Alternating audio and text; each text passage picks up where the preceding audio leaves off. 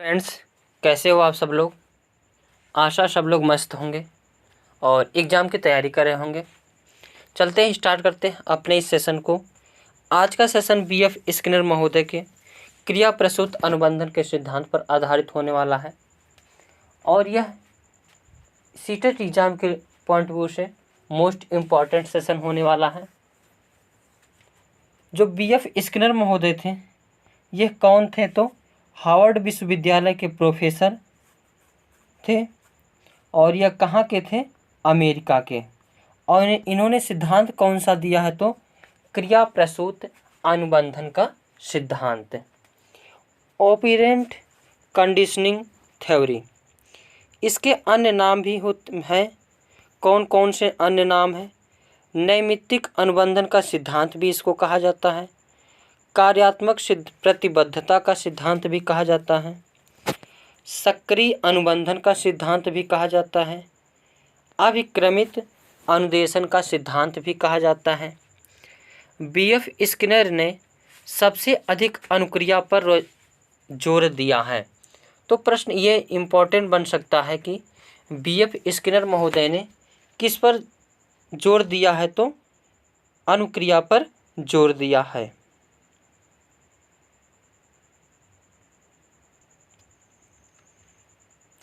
इसलिए इसे क्रिया प्रसूत अनुबंधन का सिद्धांत भी कहा जाता है।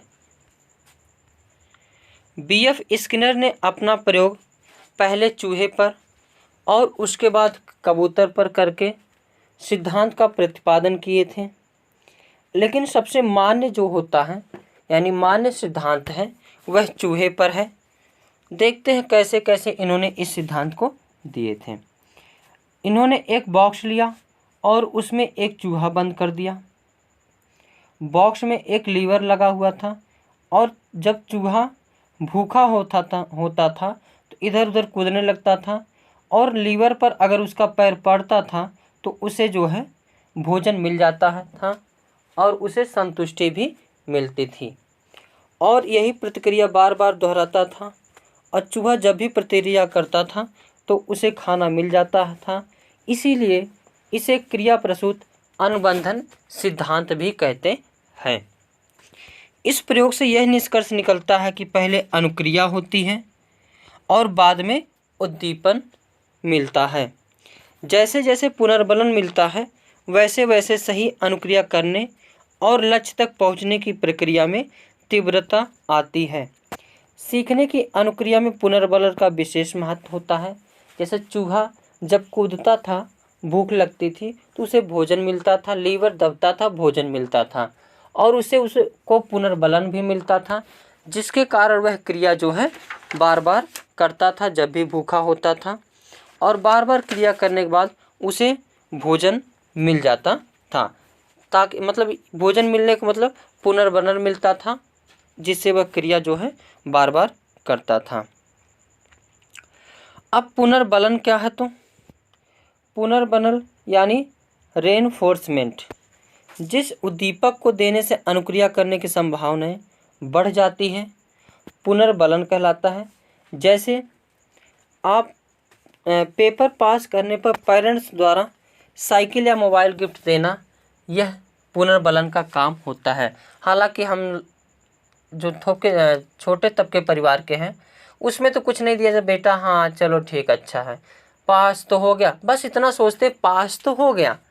इससे अधिक वो नहीं करते कि इसको कि कुछ दे दिया जाए साइकिल वगैरह, जबकि ऐसा नहीं होता छोटे तबके लोगों में।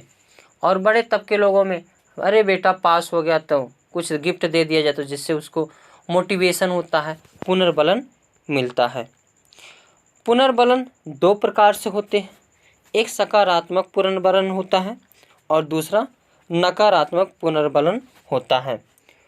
सकारात्मक पुनर्बलन जैसे भोजन, पानी, नौकरी, प्रशंसा, सेक्स, ये सभी जो है सकारात्मक पुनर्बलन होता है। और नकारात्मक पुनर्बलन की बात करें तो दंड देना, मना करना, डांटना, नकारना, ये सभी जो है नकारात्मक पुनर्बलन होता है। और यदि किसी व्यक्ति को सकारात्मक पुनर्बलन दिया जाता है तो वह क्रिया को दोहराता है, और यदि नकारात्मक पुनर्बलन दिया जाता है तो वह क्रिया को नहीं दोहराता है। जैसे छोटा बच्चा होता है, अगर वह कोई काम करता है, उसको डांट देते हो तो उस काम को नहीं करेगा, और अगर नहीं डांटते हो बल्कि शाबाशी देते हो तो उस काम को करने के लिए और भी प्रोत्साहित होता है। पुनर्बलन की अनुसूची की बात करें तो पुनर्बलन की अनुसूची 2 प्रकार से होती हैं। मोस्ट इम्पॉर्टेंट ये होने वाला है पॉइंट, इसको समझना है, और यहाँ से क्वेश्चन जो है ज़रूर पूछे जाते हैं। एक होता है सतत पुनर्बलन अनुसूची, यानी कंटिन्यूअस रेनफोर्समेंट शेड्यूल। इसमें जब जब क्रिया होती है पुनर्बलन तब तब दिया जाता है। जैसे कोई बच्चा हर सवाल का उत्तर सवाल का उत्तर दे रहा है, टीचर उसको हर सवाल के जवाब में प्रशंसा कर रहा है, कुछ तारीफ कर रहा है, तो वहाँ पे क्या होगा, सतत पुनर्बलन होगा। एक दूसरा होता है आंशिक पुनर्बलन। आंशिक पुनर्बलन क्या होता है, तो इसमें हर क्रिया के लिए पुनर्बलन नहीं दिया जाता, बल्कि कुछ क्रियाओं के लिए दिया जाता है। जैसे सभी सवालों की जगह एक सवालों पर तारीफ करना, और जैसे 26 जनवरी 15 अगस्त में होता है फंक्शन, उसमें बच्चों को जो गिफ्ट पुरस्कार दिया जाता है वह हो गया। तो जिसमें आंशिक रूप से यानी कभी कभी पुरस्कार दिए पुनर्बलन दिया जाता है, उसे हम आंशिक पुनर्बलन कहते हैं। तो आज के सेशन में बस इतना ही। Thank you for watching. Noam Chomsky महोदय। आज की सेशन में हम नोम चोम्स्की महोदय को देखते हैं। भाषा विकास का सिद्धांत, इनबॉर्न थ्योरी, ये मोस्ट इम्पॉर्टेंट है। इनकी पॉसिबिलिटी CDP से भी बनता है, लैंग्वेज से भी बनता है, और पैडागॉजी से भी बनता है। ये कहाँ के रहने वाले थे, तो अमेरिका के मनोवैज्ञानिक थे, और इनके मानना है कि बच्चों में भाषा सीखने की जन्मजात क्षमता होती है।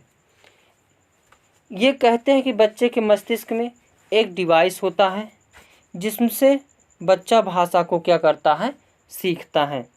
डिवाइस का नाम होता है लैड, LAD। यल से क्या होता है, लैंग्वेज, ए से एक्वाजिशन, D से डिवाइस। इन्होंने कहा कि बालक जो होते हैं, छोटे बालक, उनके अंदर एक लैड नामक डिवाइस पाई जाती है जिसके द्वारा भाषा को क्या करते हैं, सीखते हैं, और उनकी भाषा को सीखने की क्षमता जन्मजात होती है। अगर कहीं पे लैड शब्द दिख जाता है, जन्मजात शब्द दिख जाता है, तो वहाँ पे देखते ही आंसर किसको मारना है, नोम चोम्स्की महोदय को सही लगाना है। और इन्होंने सार्वभौमिक व्याकरण यानी यूनिवर्सल ग्रामर का सिद्धांत दिया, यानी ग्रामर जो होता है जन्मजात होता है। जैसे बालक कहीं पे भी जन्म लेता है, वहाँ की अपनी भाषा को एक्सेप्ट कर लेता है, और वहाँ की भाषा को बिना बताए उसको ग्रहण कर लेता है, भाषा अर्जन कर लेता है। और अगर कहीं पे यूनिवर्सल ग्रामर शब्द दिख जाएगा, वहाँ भी देखते ही क्या मारना है, नोम चोम्स्की महोदय को सही मारना है। नोम चोम्स्की महोदय ने भाषा के कितने लेवल बताए हैं, तो 2 लेवल बताए हैं। एक होता है सतही संरचना, सरफेस लेवल, और दूसरा होता है गहरी संरचना, डीप लेवल। जो पहली यानी सरफेस लेवल होती है, इसमें बच्चा सिर्फ ध्वनियों, शब्दों को जानता है, लेकिन उनके अर्थ नहीं जानता। जैसे मम्मी, पापा, खाना, पीना, मम, इसके बारे में जानेगा, लेकिन इसके अर्थ को नहीं जानता है। दूसरा जो गहरी संरचना है, इसमें बच्चा शब्दों के अर्थ का ज्ञान हो जाता है। तो चोम्स्की महोदय के अनुसार जो है भाषा के कितने लेवल हैं, 2, सतही संरचना और गहरी संरचना। कैसे हो आप सब लोग? सभी लोग मस्त होंगे और एग्ज़ाम की तैयारी कर रहे होंगे। आज का जो सेशन होने वाला है, ब्लूम टैक्सोनॉमी के ऑफ एजुकेशनल ऑब्जेक्टिव पर होने वाला है, यानी ब्लूम टैक्सोनॉमी पर आधारित होने वाला है। और इससे हर उस पॉइंट को हम देखेंगे जहाँ से सीटेट में प्रश्न आने की पॉसिबिलिटी बनती है। तो देखते हैं हर एक पॉइंट। बेंजामिन ब्लूम यह कहाँ के निवासी थे? तो अमेरिका के निवासी थे और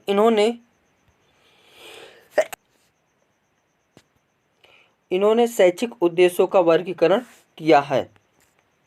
शैक्षिक उद्देश्य क्या क्या होना चाहिए उसका वर्गीकरण किसने किया है? तो बेंजामिन ब्लूम ने किया है। और बेंजामिन ब्लूम एक अमेरिकी मनोवैज्ञानिक थे। इन्होंने बताया कि शिक्षा का उद्देश्य 3 रूप से होना चाहिए: ज्ञानात्मक, भावात्मक और क्रियात्मक। शिक्षा ऐसी नहीं होना चाहिए केवल ज्ञान ही ज्ञान भरा रहे उसमें, या फिर शिक्षा ऐसी नहीं होनी चाहिए केवल क्रियात्मक रूप में हो, या कोई शिक्षा ऐसी नहीं होनी चाहिए कि केवल भावात्मक रूप में हो। शिक्षा जो हो वह क्रियात्मक, भावात्मक और ज्ञानात्मक रूप में, तीनों रूप में होना चाहिए। तीनों रूप का मतलब यह है, ऐसा नहीं हो जाए कि कोई व्यक्ति पढ़ा लिखा हो जाए और बिल्कुल क्रूर ही हो जाए तो समाज के लिए नासूर बन सकता है। कोई बालक को ऐसा ना ज्ञान दे दिया जाए कि वह क्रिया करे ही नहीं, बिल्कुल आलसपन में रहे, तो भी सही नहीं है। तो बेंजामिन ब्लूम ने बताया कि क्रिया का उद्देश्य 3 होना चाहिए: भावात्मक पक्ष होना चाहिए, ज्ञानात्मक पक्ष होना चाहिए और क्रियात्मक पक्ष होना चाहिए। ज्ञानात्मक पक्ष क्या होता है? तो उनके इस जो सीरीज बनी है इससे प्रश्न पूछा जाता है। इसका वर्गीकरण, ज्ञानात्मक पक्ष का वर्गीकरण 1956 ईस्वी में किए थे और यह मानसिक क्षमताओं से संबंधित होता है। ज्ञानात्मक पक्ष किससे संबंधित है? तो मानसिक क्षमताओं से संबंधित है। और इसका उद्देश्य क्या होता है? तो सरल से कठिन की ओर, शिक्षण अधिगम के निम्न स्तर से ऊंचे स्तर की ओर तक ले जाने का दृष्टिकोण होता है। इसमें 6 भागों में बांटे हैं। बेंजामिन एस ब्लूम ने इसको 6 भागों में बांटा है। और देखो, कोई भी बालक कैसे समझता है, ऐसे पहले उसको ज्ञान दिया जाता है, उसके बाद समझ बूझ पैदा होती है, उसके बाद अनुप्रयोग करता है, उसके बाद विश्लेषण करता है, उसके बाद संश्लेषण करता है और बाद में मूल्यांकन करके ज्ञानात्मक पक्ष का जो है अध्ययन किया जाता है, मूल्यांकन किया जाता है। अब एक एक चीज़ देखते हैं। ज्ञान क्या है? इसमें प्रश्न पूछता है ज्ञानात्मक पक्ष का सबसे निम्न स्तर कौन सा है? तो ज्ञान है। और सबसे उच्च स्तर क्या है? तो मूल्यांकन है। और ये क्रम लगाने को कभी कभी पूछ लिया जाता है सीटेट में, तो इस क्रम को भी याद रखना: ज्ञान, समझबूझ, अनुप्रयोग, विश्लेषण, संश्लेषण, उसके बाद मूल्यांकन। क्या? ज्ञान, समझबूझ, अनुप्रयोग, विश्लेषण, संश्लेषण, उसके बाद मूल्यांकन। ज्ञान क्या होता है? इसमें बच्चा आंकड़े, जानकारी को याद रखना, प्रत्यास्मरण करना आदि कराने के प्रयास पर जोर दिया जाता है। देखो, जब कोई छोटा बच्चा आता है तो उसको रटाना ही पड़ता है, बिना रटाए हुए समझ ही नहीं पाएगा, याद ही नहीं कर पाएगा। तो बेस जो होता है ज्ञान में किसी भी चीज़ को रटाया जाता है, प्रत्यास्मरण कराया जाता है। और दूसरा स्टेज है बोध, समझ बोध, ये था। इसमें बच्चों को भी ज्ञान कराया जाता है और उनकी समझ विकसित की जाती है, जैसे अर्थ को समझना, समस्याओं की व्याख्या करना। तो दूसरा स्टेज क्या है? बोध। तीसरा स्टेज अनुप्रयोग था। अनुप्रयोग क्या है? तो इसमें आत्मसात यानी असिमिलेटेड, इसको हम डिटेल में पियाजे के महोदय के वीडियो में अच्छे से समझाए हैं। तो तीसरा स्टेप अनुप्रयोग है। इसमें आत्मसात किए गए ज्ञान को परिस्थितियों के अनुसार प्रयोग किया जाता है, जैसे जांच करना, प्रदर्शित करना, गणना करना आदि जो है अनुप्रयोग में आता है। चौथा है विश्लेषण। विश्लेषण क्या होता है? इसमें आत्मसात किए हुए ज्ञान को भिन्न भिन्न भागों में अलग अलग करने की क्षमता है, ताकि तथ्यों और निष्कर्षों को समझा जा सके। यानी सिंपल सी बात यह है, किसी चीज़ को विश्लेषण यानी तोड़ फोड़ करके समझाने का काम इसमें होता है। उसके बाद मूल्य संश्लेषण क्या होता है, तो इसमें जो तोड़ फोड़ किए रहते हो उसको जोड़ करके एक बार में ही बता देना क्या कहलाता है, संश्लेषण कहलाता है। जैसे आम के पेड़ के बारे में पढ़ाओगे तो आम की पत्ती अलग बता दिए, डाली अलग बता दिए, फल अलग बता दिए, जड़ अलग पढ़ा दिए, और बाद में पूरे पेड़ का चित्र बना करके एक बार बता देना क्या कहलाता है, संश्लेषण कहलाता है। मूल्यांकन क्या होता है, तो इसमें सीखे गए ज्ञान का मूल्यांकन किया जाता है और इससे यह पता चलता है कि वह कितना सीखा है। उसके बाद इन्होंने तो उतना ज़्यादा ध्यान नहीं दिया भावात्मक पक्ष पर, लेकिन देखते हैं और इसमें भावात्मक पक्ष है क्या। अफेक्टिव डोमेन, इसमें वे तरीके शामिल होते हैं जिसमें हम भावात्मक रूप से सामना करते हैं, जैसे तारीफ, उत्साह, प्रेरणा, ये सभी भावात्मक पक्ष आते हैं। भावात्मक पक्ष को भी कितने भागों में बांटा गया, तो 5 भागों में बांटा गया। पहला है आग्रहण या ध्यान देना, रिसीविंग, अटेंडिंग, और दूसरी है इसकी अनुक्रिया यानी रिस्पॉन्डिंग, और तीसरी है आकलन, वैल्यू, चौथा है संगठन, ऑर्गेनाइजेशन, और पांचवा है मूल्यों का चरित्रीकरण या विशेषीकरण। और क्रियात्मक पक्ष क्या है, तो क्रियात्मक पक्ष यानी साइकोमोटर डोमेन, इसमें शारीरिक हलचल, मोटर स्किल्स के क्षेत्र आदि शामिल होते हैं, यानी क्रिया से संबंधित है। हाथ, जो शरीर की जो भी क्रिया होती है, हाथ पैर मारना, लिखना, पढ़ना, कूदना, ये सभी। क्रियात्मक पक्ष को भी 6 भागों में बांटा गया है। पहला है सहज क्रियात्मक अंग संचालन, यानी सही रूप से, सहज रूप से अंगों का संचालन करना। आधारभूत अंग संचालन, जिस प्रकार से जैसे डांसर लोग जिस प्रकार से गाना रहता है उसी हिसाब से डांस कर सकते हैं, उसी प्रकार आधारभूत अंग संचालन। शारीरिक योग्यताएं, प्रत्यक्षीकरण योग्यताएं, और कौशल युक्त अंग संचालन, और सुसंबद्ध या सांकेतिक संप्रेषण। तो इसको भी हमने 6 प्रकार से देख लिया, लेकिन एग्जाम में ज़्यादा ये इम्पोर्टेंट है, इसको आप सभी लोग याद कर लेना सीरीज जरूर। पहले ज्ञान, फिर समझ बूझ, फिर अनुप्रयोग, फिर विश्लेषण, फिर संश्लेषण, उसके बाद मूल्यांकन। तो आज के सेशन में बस इतना ही। Thank you. जय हिंद। हेलो फ्रेंड्स, कैसे हो आप सब लोग। तो आज के सेशन में हम बात करने वाले हैं अल्बर्ट बंडूरा के सामाजिक अधिगम सिद्धांत, social learning theory. Albert Bandura Canada के निवासी हैं और इन्होंने सामाजिक अधिगम का सिद्धांत का प्रतिपादन किया है। इस सिद्धांत में दूसरों के व्यवहार को देखकर सीखा जाता है, और यही बताए हैं अल्बर्ट बंडूरा कि कोई भी बालक या कोई भी होता है जो दूसरों के व्यवहार को देख करके क्या करता है, सीखता है, समाज के मान्य व्यवहार को अपनाता है तथा अमान्य व्यवहार को नकारता है।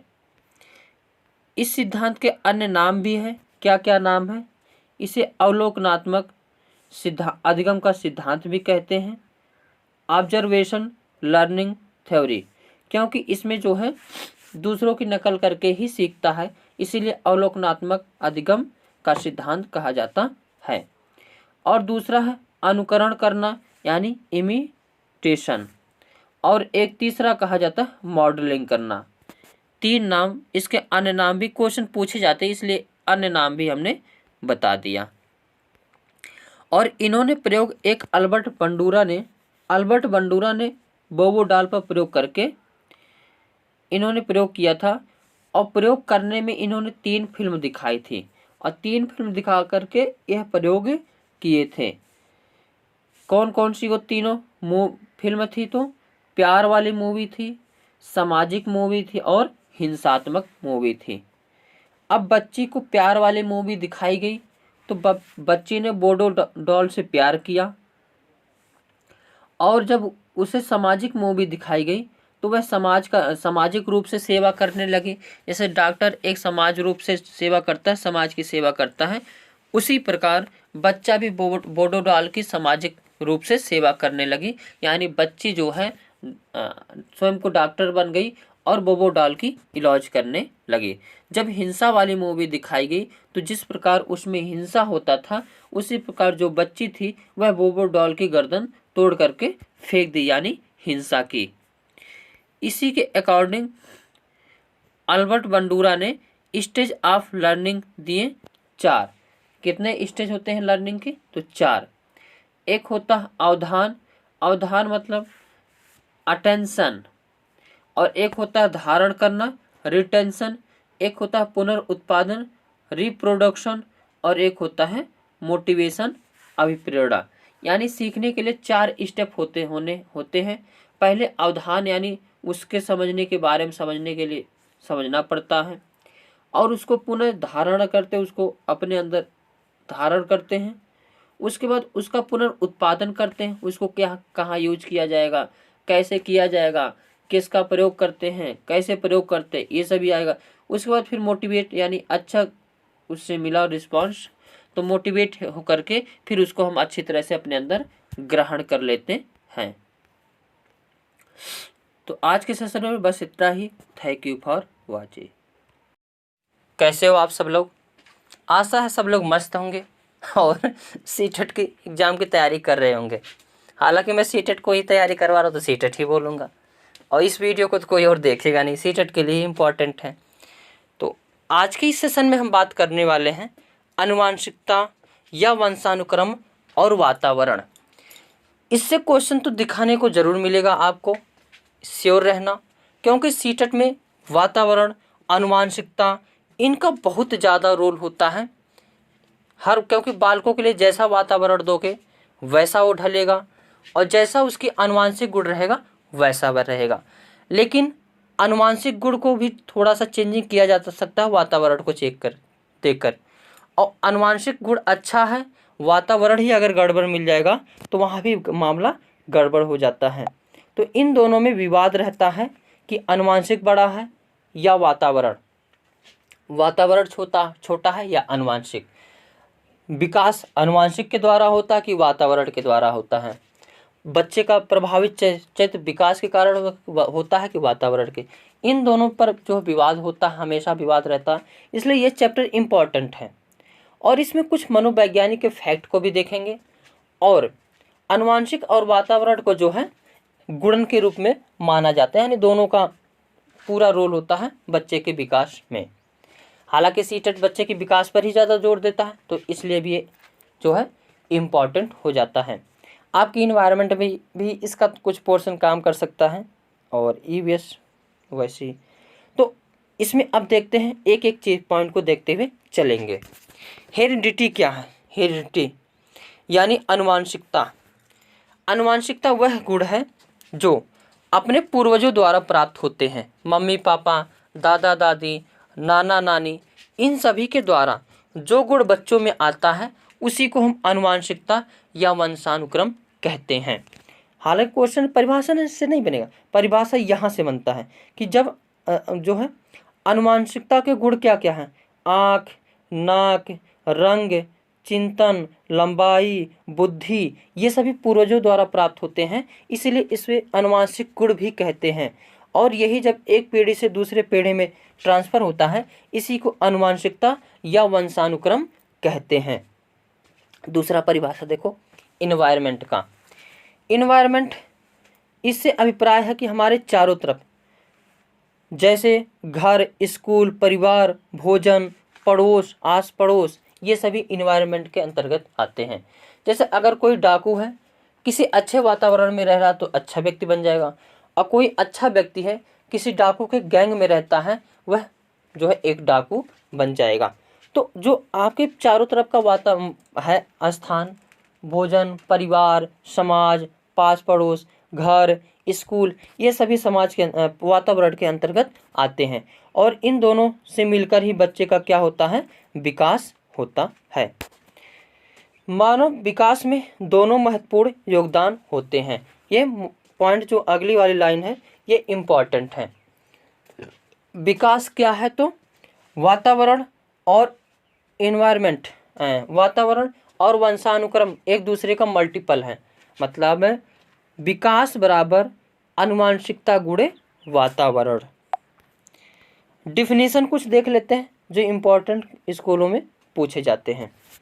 डगलस व हॉलैंड के अनुसार वंशानुक्रम के अंतर्गत सभी रचनाएं, भौतिक विशेषताएं, कार्य क्षमताएं हैं जो उन्होंने अपने माता पिता तथा पूर्वजों से अर्जित किए हैं शामिल हैं। तो डगलस के अनुसार।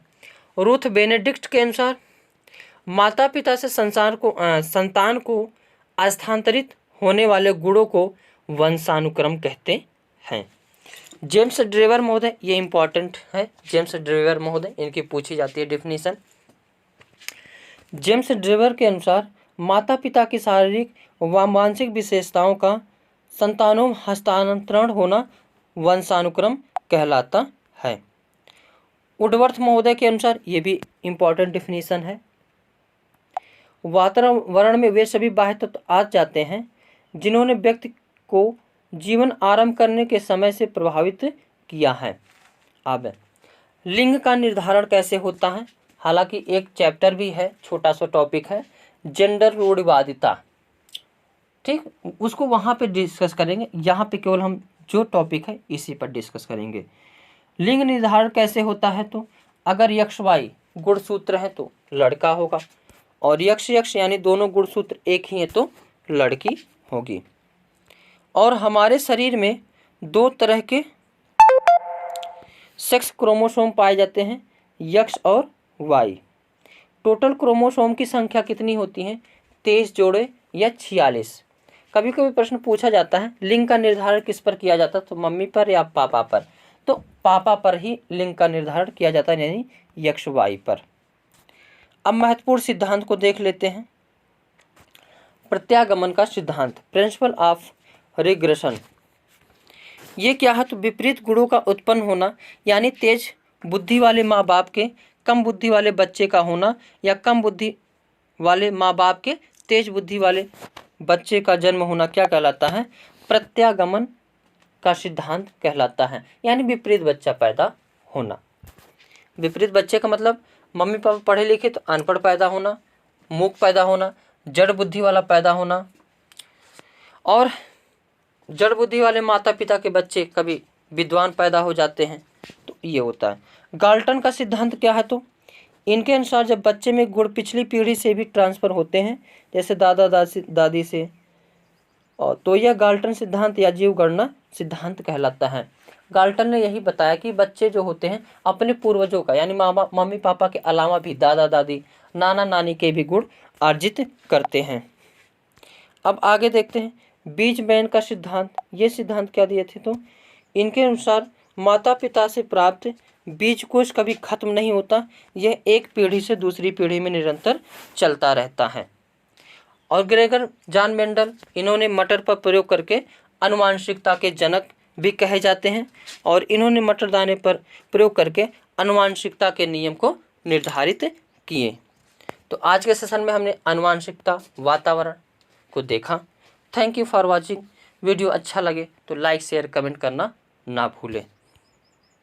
अरे नजारे वो क्या बात हो गई, तूने दिल जो लगाया बरसात हो गई, तूने काजल जो लगाई बरसात हो गई, हो हो हो हो हो हो हो, तूने जो मुस्कुराई वह क्या बात हो गई, तूने काजल जो लगाई मुलाकात हो गई।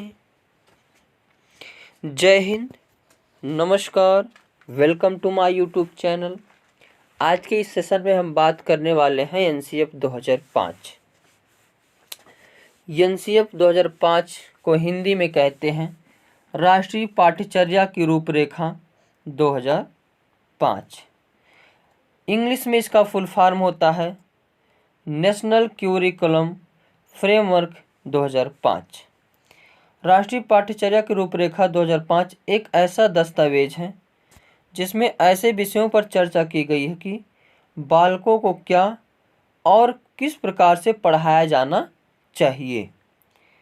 एनसीएफ 2005 की उत्पत्ति रविन्द्रनाथ टैगोर के सभ्यता और प्रगति नामक निबंध से हुई है। राष्ट्रीय पाठ्यचर्या की रूपरेखा 2005 के अनुसार स्कूली शिक्षा पाठ्य पुस्तक केंद्रित न होकर के बाल केंद्रित की बातें करता है। बाल केंद्रित शिक्षा वह शिक्षा होती है जिसमें शिक्षा बालकों के लिए नहीं बल्कि बालक शिक्षा के लिए नहीं बल्कि शिक्षा बालकों के लिए बनी है। और शिक्षा जो है बालक के अनुरूप होनी चाहिए, बालक के मानसिकता के अनुरूप ही शिक्षा होनी चाहिए। पाठ्यक्रम बालक के अनुसार ही होना चाहिए। बालक का जिस प्रकार से मेंटलिटी होती है उसी प्रकार से उस सब्जेक्ट होना चाहिए, क्यूरिकुलम होना चाहिए।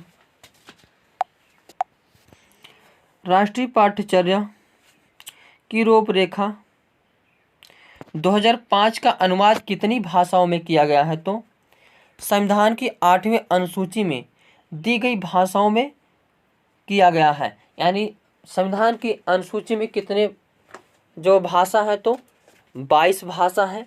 यानी 22 भाषा में इसका अनुवाद किया गया है। 22 भाषा कौन कौन सी है देख लेते हैं एक बार।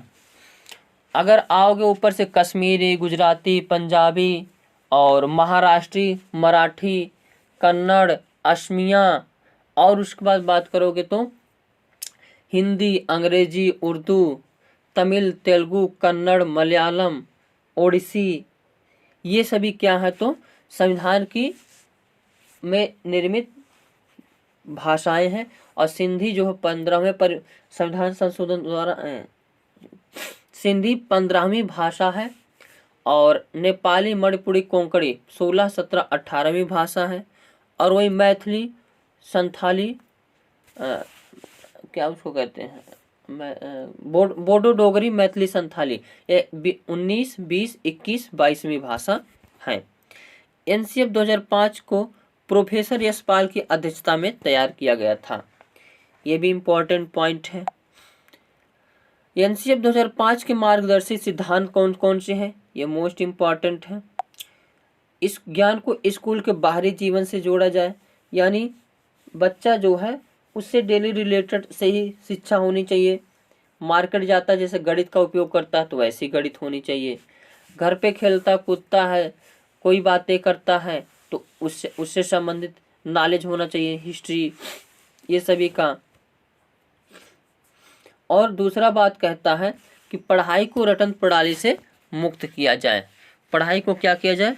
रटंत प्रणाली से मुक्त किया जाए। और यहाँ पर हालांकि 1-2 क्लास के बच्चों में तो रटाना बहुत आम बात है, रटाना पड़ेगा क्योंकि बिना रटाने से काम नहीं चलेगा।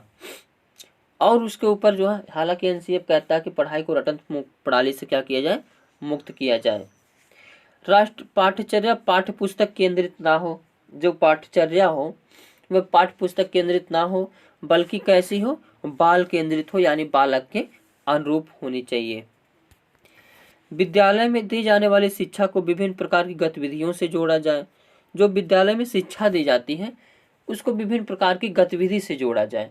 यानी प्रैक्टिकली कराया जाए या उसको किसी न किसी चीज़ से संबंधित करके किया जाए। यह एनसीएफ बातें करता है।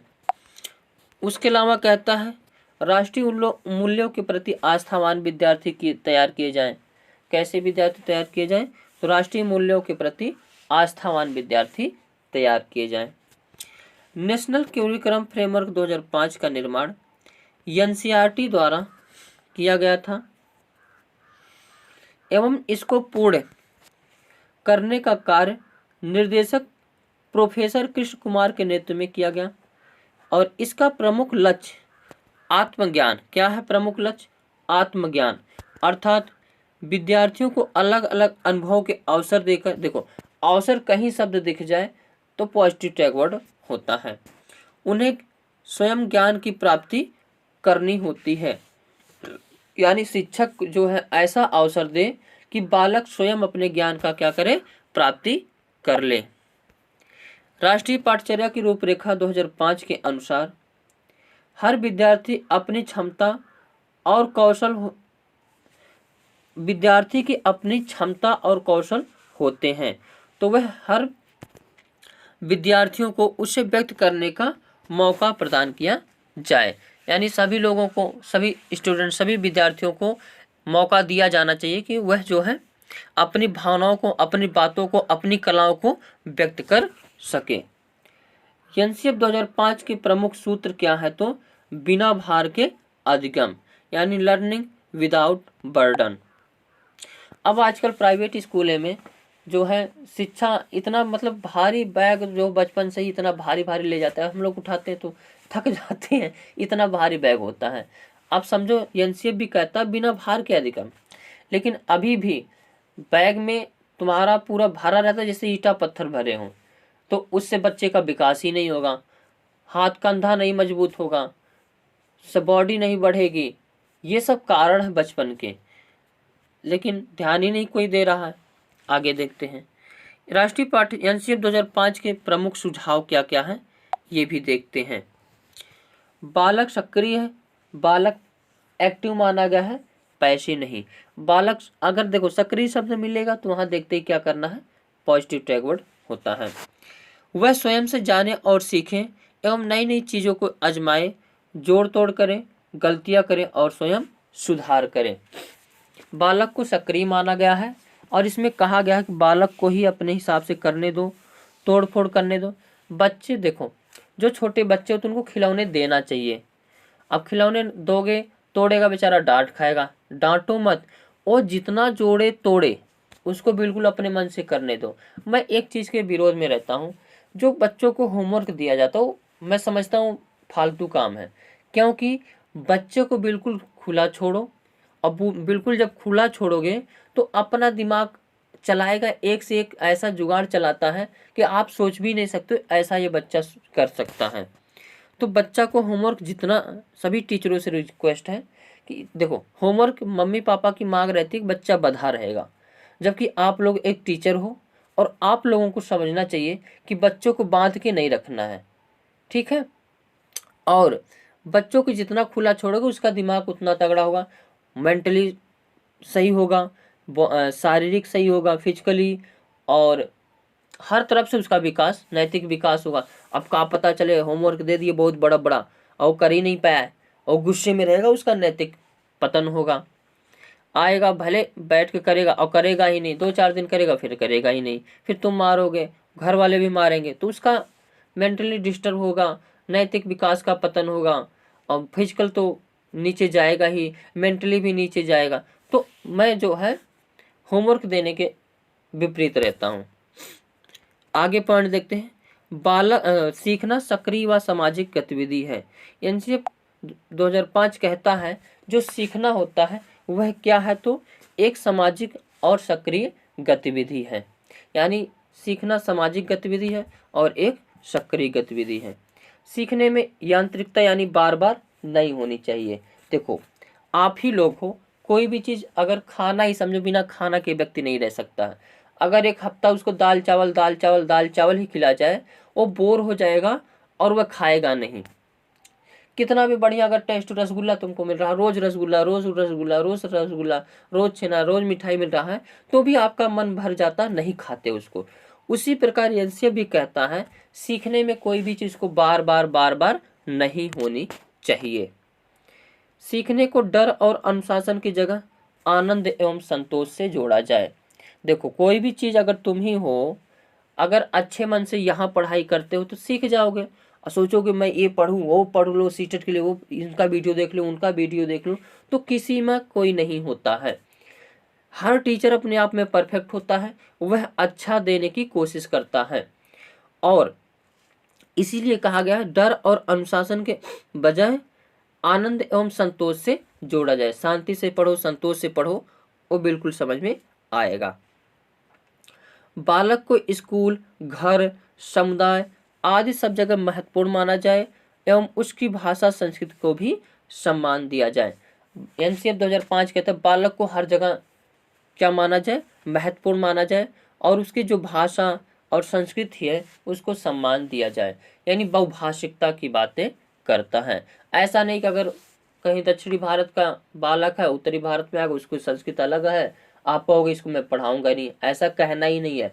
आपको बच्चे को भगवान के रूप में मानना है, वो जैसा जैसा रहेगा तुमको उसी हिसाब से करना है, ना कि बच्चा तुम्हारे हिसाब से करेगा। इस चीज को आप सभी लोग ख्याल रखना।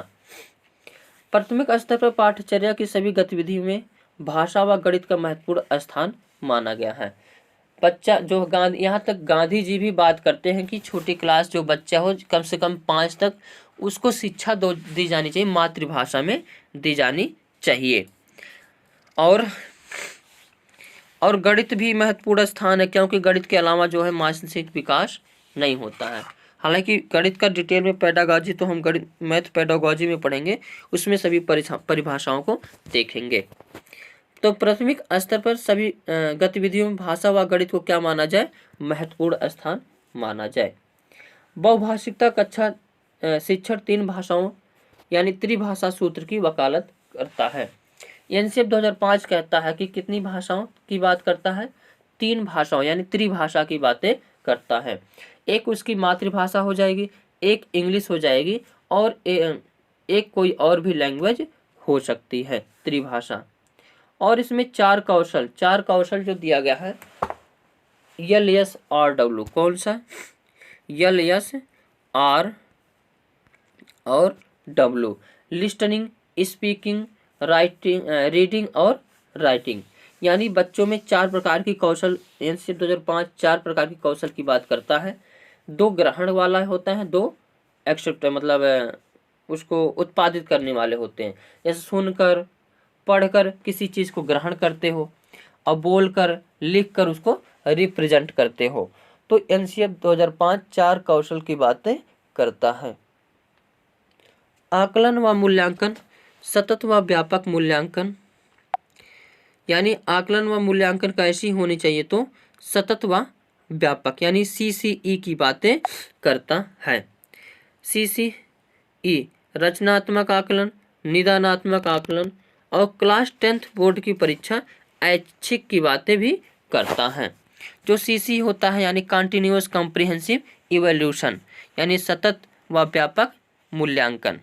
मूल्यांकन जो है, मूल्यांकन किस लिए होना चाहिए, ताकि जो कुछ बढ़ाएगा देखा जाए वह कितना सीखा है, और बच्चा अगर गलती करता है तो उसकी गलती को पॉजिटिव वे के रूप में आपको लेना है। उसके बाद 10 तक क्लास कैसी होनी चाहिए, तो ऐच्छिक होनी चाहिए। एक होता है रचनात्मक आकलन, फॉर्मेटिव असेसमेंट। जैसे मैं यहाँ पे पढ़ा रहा हूँ, पूछ लूँ एनसीएफ 2005 का फुल फॉर्म क्या है, तो कार्य करते हुए अगर कोई चीज़ पूछा जाए, उसका आकलन किया जाए और उसका तुरंत आंसर दे दिया जाए, मतलब तुरंत कार्य हो। जैसे मैं पढ़ा रहा हूँ, तुरंत मैं सवाल पूछ लूँ, ऐसे कोई कार्य हो रहा है स्कूल में, तुरंत वहाँ से अगर पूछ लो तो इसे कहते हैं रचनात्मक आकलन या फॉर्मेटिव असेसमेंट। एक होता है निदानात्मक आकलन। निदानात्मक आकलन में क्या होता है, कारण जानना, निदान करना, कारण जानना। जैसे कोई बच्चा पढ़ते पढ़ते, जैसे देखो आप अगर कहीं डॉक्टर के यहाँ जाते हो तो ये तो है ना, पहले वो तुरंत सुई लगा देगा, फिर पूछेगा हाँ जी बोलो क्या है, तबीयत क्या हुआ है, ऐसा तो है नहीं।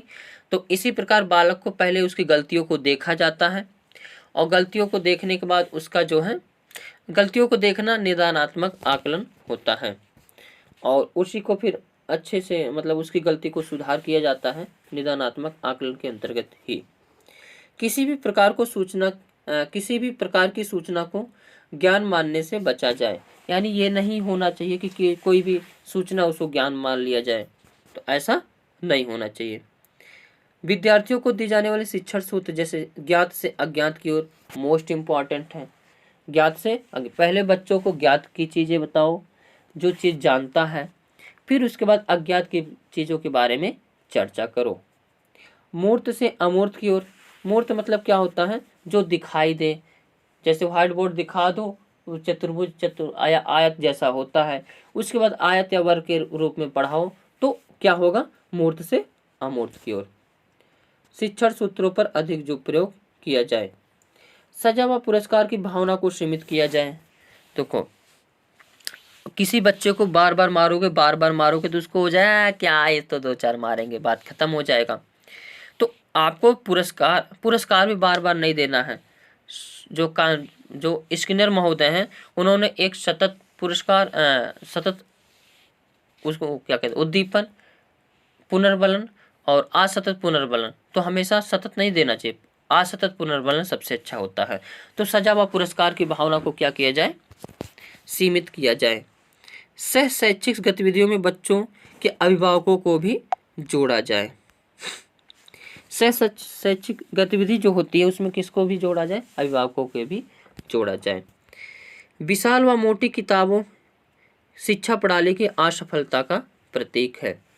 एनसीएफ 2005 भी कहता है जो मोटी किताबें होती हैं वह शिक्षा प्रणाली के असफलता का प्रतीक होता है।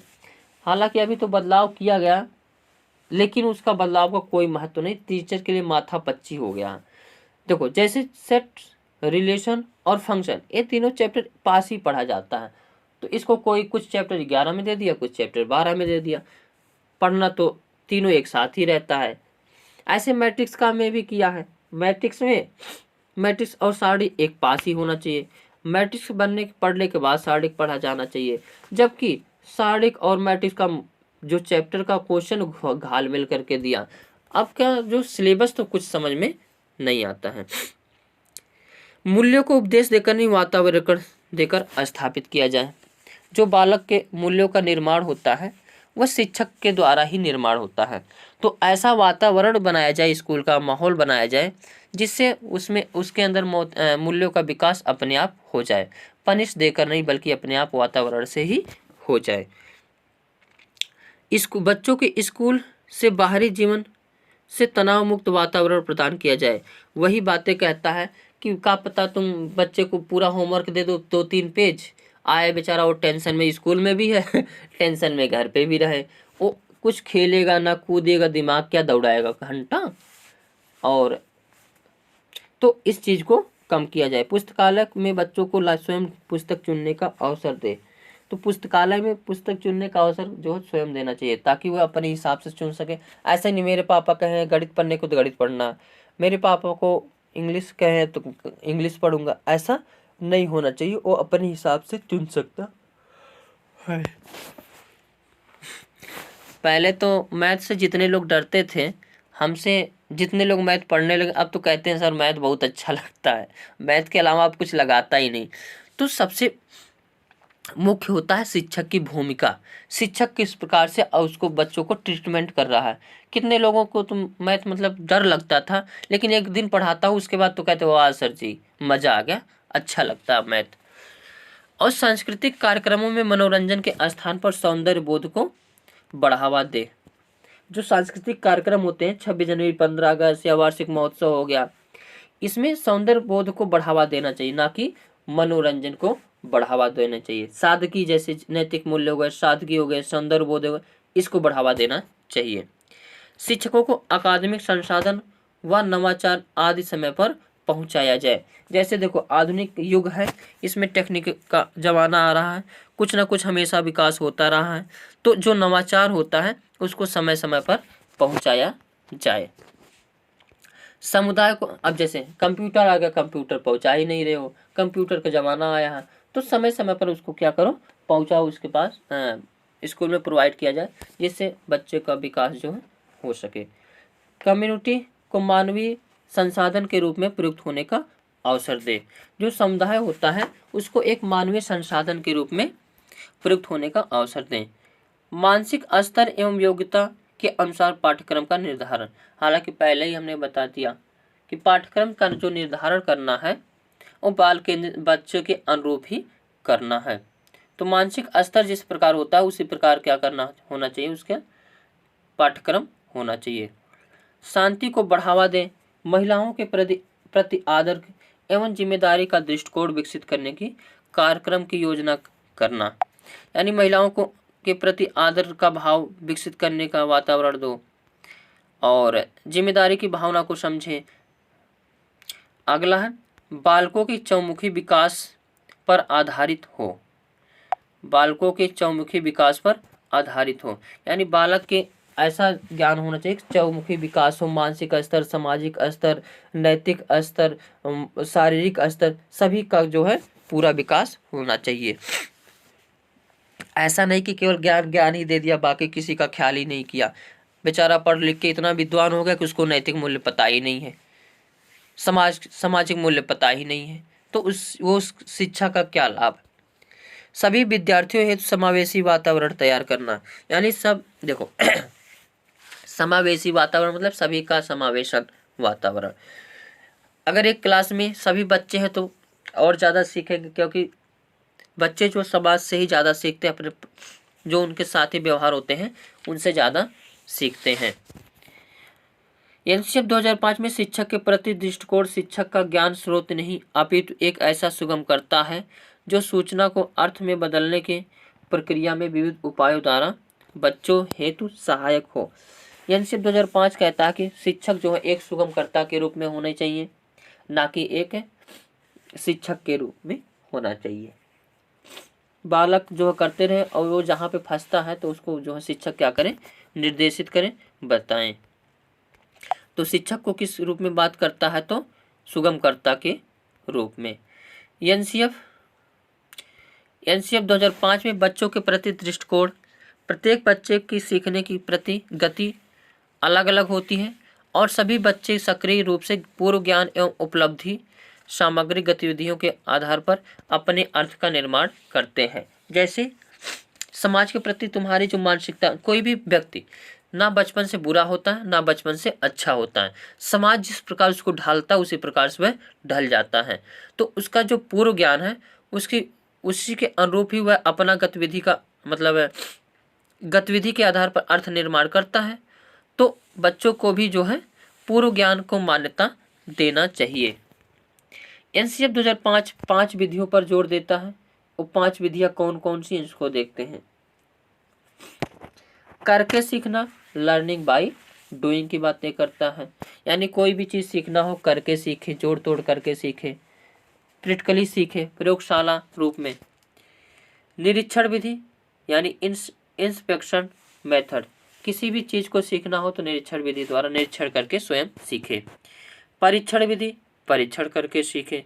सामूहिक विधि, एक ग्रुप में होकर के सीखे। मिश्रित विधि, अपने अनुसार कई विधियों का मिश्रित करके भी सीख सकता है। राष्ट्रीय पाठ्यचर्या की रूपरेखा 2005 से संबंधित महत्वपूर्ण प्रश्न को देखते हैं।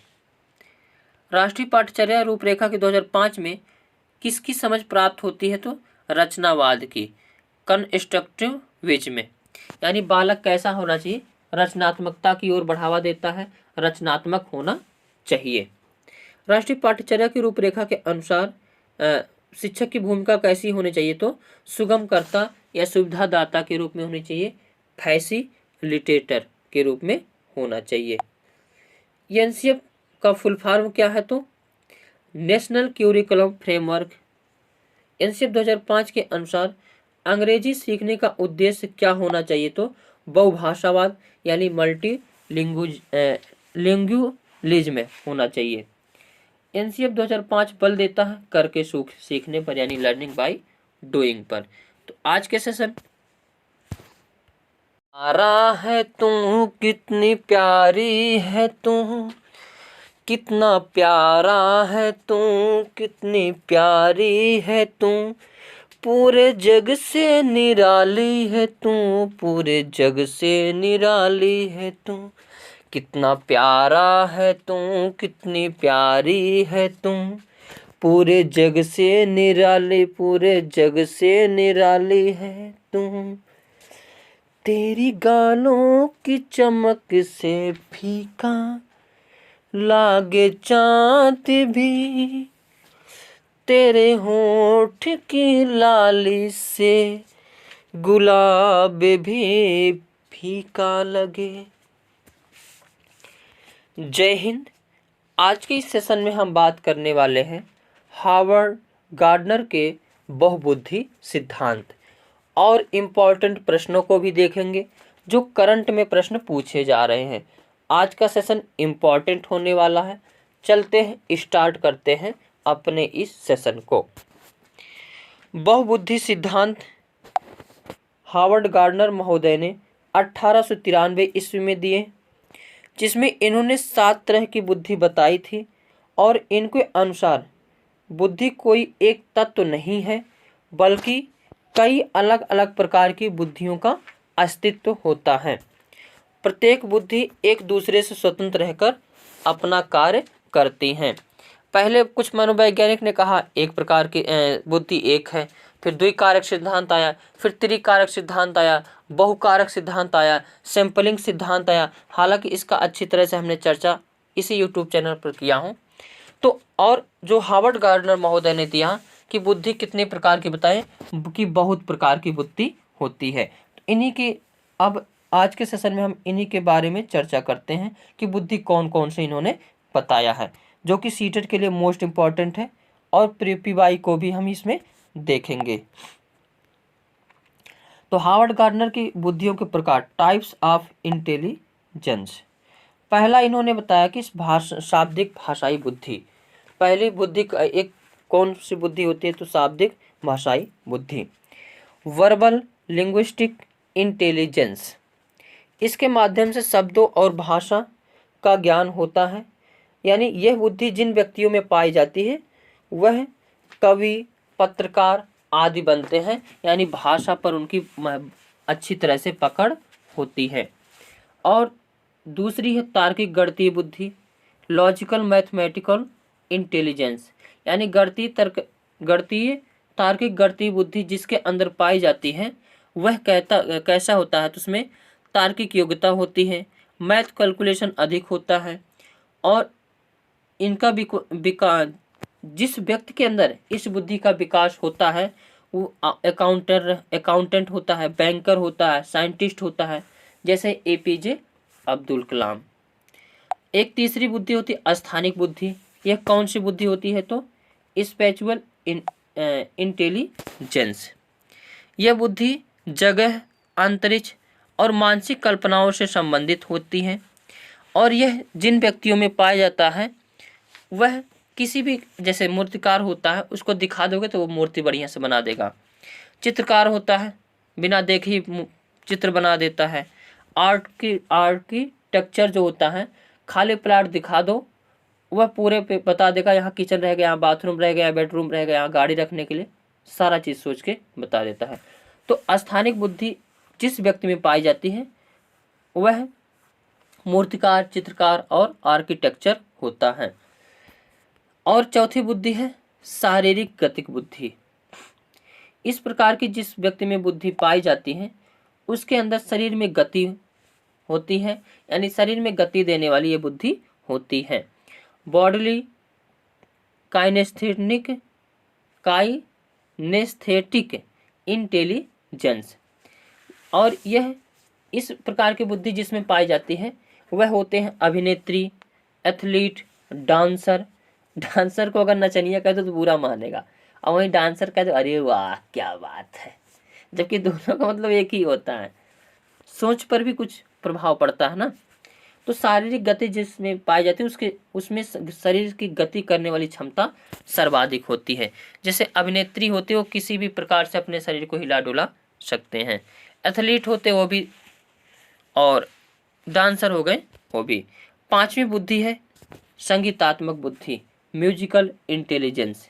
इस प्रकार की बुद्धि में संगीत की बुद्धि होती है, और जिन व्यक्तियों में पाए जाती है तो उसमें संगीत जो कूट कूट कर भरी होती है, जैसे सिंगर हो गए, इंटरटेनर हो गए, इन सब में कौन सी बुद्धि होती है, संगीतात्मक बुद्धि ज़्यादा होती है। एक होती है अंतर्वैयक्तिक बुद्धि, इंटरपर्सनल इंटेलिजेंस, और एक होती है इंट्रा। इन दोनों को याद रखना इम्पॉर्टेंट है क्योंकि ये कन्फ्यूजन में आता है, इसलिए इसके द्वारा दूसरे व्यक्ति के साथ कैसे इंटरेक्ट किया जाए यह पता चलता है, यानी दूसरों के साथ कैसे व्यवहार किया जाए वह जिस व्यक्ति में बुद्धि पाई जाती है उनमें अंतर्वैयक्तिक बुद्धि पाई जाती है। जैसे नेता हो गए, आएंगे प्रचार करने, कहेंगे मैं नेता नहीं आपका बेटा हूँ। सामाजिक कार्यकर्ता हो गए, ये सभी के अंदर कौन सी बुद्धि पाई जाती है, तो अंतर्वैयक्तिक बुद्धि। अगला है अंतःवैयक्तिक बुद्धि। इनके द्वारा खुद के साथ कैसे इंटरेक्ट किया जाए, इसके बारे में जानते हैं।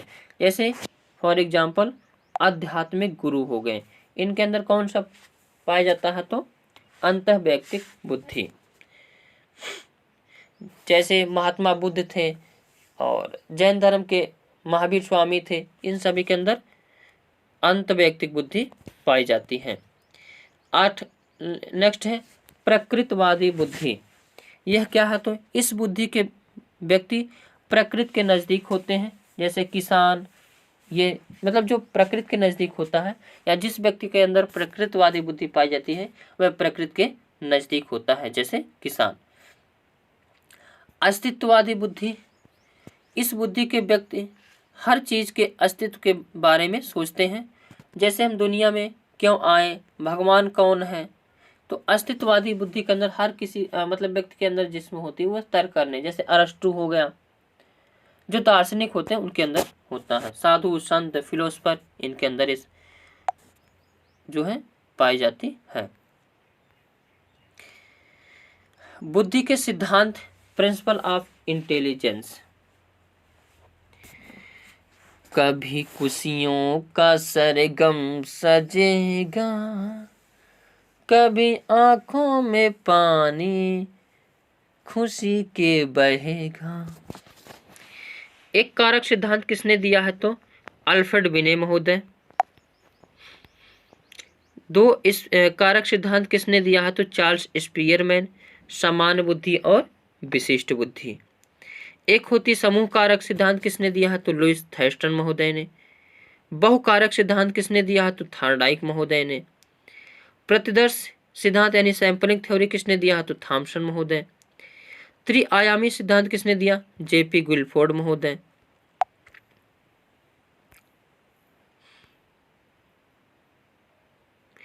बहुबुद्धि या सात बुद्धि का सिद्धांत किसने दिया, हावर्ड गार्डनर महोदय।